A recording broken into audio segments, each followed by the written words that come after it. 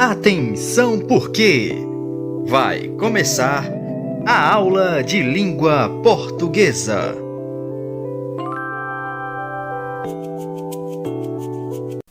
Olá pessoal do 8º ano, como vocês estão?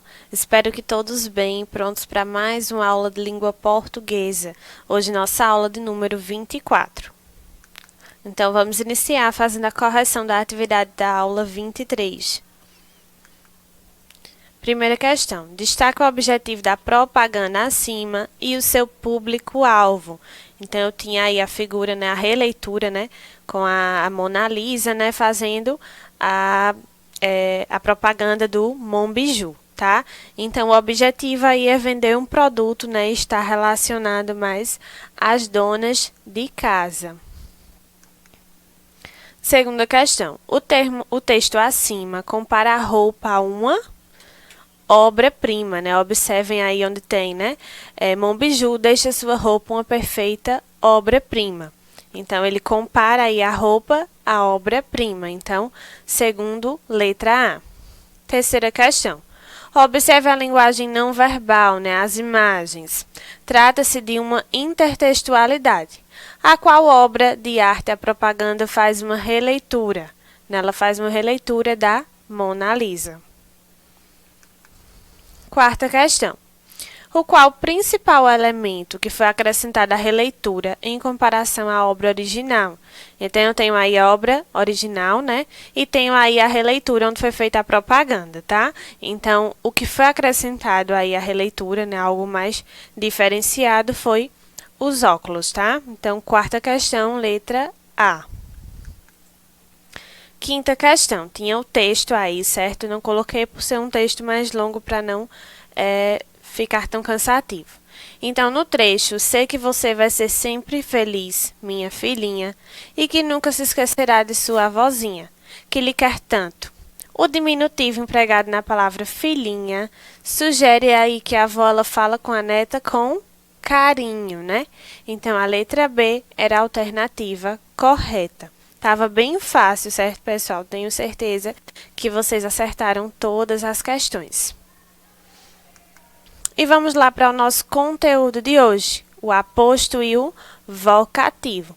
Então, vamos saber o que é um aposto e o que é o vocativo. O aposto e o vocativo são termos de uma oração. O aposto é uma palavra ou expressão que exerce algum tipo de relação com o substantivo ou pronome de uma oração. Já o vocativo ele é um termo independente. Assim, o aposto está subordinado a outro termo da oração, enquanto o vocativo não, certo? Então, o aposto ele vai ser subordinado a um outro termo. O vocativo não, ele sozinho vai ser um termo independente, certo? Ele não precisa ser subordinado a um outro termo. O aposto. O aposto é um termo acessório, utilizado para esclarecer ou exemplificar uma expressão precedente a ele. Então, por que é um termo acessório, professora? Porque é um termo que vai ser algo a acrescentar, algo que se eu retirá-lo não vai fazer tanta falta assim, certo? Não vai perder o sentido da minha oração. Porém, ao colocar esse termo acessório, esse aposto, que vai trazer uma exemplificação, certo? Um resumo, enfim, ele vai trazer uma informação a mais. Então, por isso, um termo acessório. Ou seja, é uma informação a mais em que o enunciado continua fazendo sentido, mesmo sem a informação transmitida através do aposto. Ele pode ser separado por vírgulas, travessão, dois pontos ou não, tá? Então, ele pode ser que ele venha separado através de um desses sinais de pontuação, ou também pode ser que ele não venha com nenhum sinal de pontuação, certo? Porém, nós vamos conseguir identificá-lo facilmente dentro daquela oração. Então, vamos lá ver os tipos de aposto, tá? Eu tenho um aposto explicativo, certo? Onde ele vai vir explicar ou identificar um termo ao qual se refere. Observem aí no exemplo. Dom João VI, aí rei de Portugal, nasceu em 13 de maio de 1767. Qual foi o termo aí a que ele se referiu? Dom João, certo? Qual foi a explicação que ele trouxe sobre Dom João? Que ele é um rei de Portugal. Então, rei de Portugal é o aposto explicativo. Observem que nesse caso aí ele colocou entre vírgulas. Nós temos também o aposto enumerativo, onde ele vai enumerar, desdobrar os elementos contidos em um só termo. Vejam aí no exemplo. Elas só queriam isto: respeito, reconhecimento e dignidade. Observem aí que eu tenho uma sequência, certo? Os elementos estão como se estivessem enumerados, né? Um atrás do outro. Respeito, reconhecimento e dignidade. Nesse caso aí, o aposto, ele foi separado, ele foi iniciado aí a partir dos 2 pontos, né? E está sendo separado por vírgulas, tá? Nós temos também o aposto recapitulativo ou resumidor. Resume com um só termo uma série de elementos citados na oração. Então, eu vou citar vários elementos e vou fazer um resumo de todos esses elementos que foram citados anteriormente. Vejamos aí no exemplo: escritores, pintores e escultores. Todos são artistas e representam a realidade. Então, o elemento aí, todos, é o aposto resumidor, certo? Ou recapitulativo, que está se referindo aos termos que foram ditos anteriormente, que foi escritores, pintores e escultores, tá? Nós temos também o aposto comparativo, certo? Que ele vai realizar uma comparação implícita, isto é, não direta. Vai ser feita essa comparação, porém não vai ser utilizado conjunções comparativas. Eu não vou ter elementos como, certo? Para ficar bem explícito essa comparação. Então, vai ser uma comparação implícita, tá? Porém, vai ser fácil a identificação. Crianças, pássaros selvagens, nunca deixam de surpreender. Observem que colocou aí entre as vírgulas, certo? O termo pássaros selvagens, que nesse caso aí é o aposto comparativo. Por quê, professora? Porque comparou as crianças com pássaros selvagens, sem a utilização de nenhum tipo de conjunção, tá? Então, foi separado aí por vírgula, realizando aí essa comparação de forma implícita.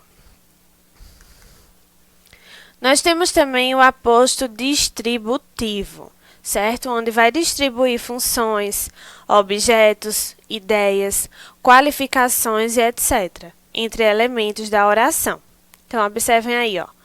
Pegue 2 pães, um para você e outro para o seu pai, tá? Então, dá a ideia aí de distribuição, tá? E esse aposto aí, ele iniciou a partir dos 2 pontos. Então, veio separado a partir de 2 pontos.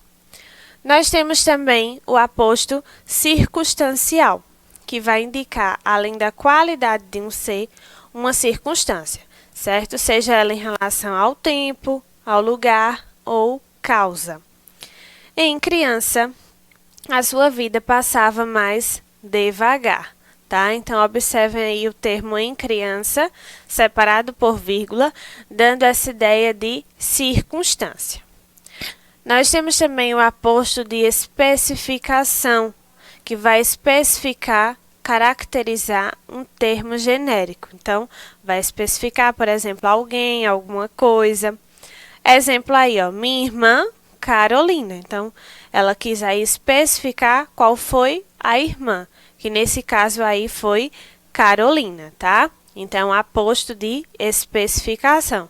E nesse caso aí não veio pontuação, tá? Então, não significa que o aposto ele tem que vir sempre separado por vírgulas ou 2 pontos, tá? Ou travessão.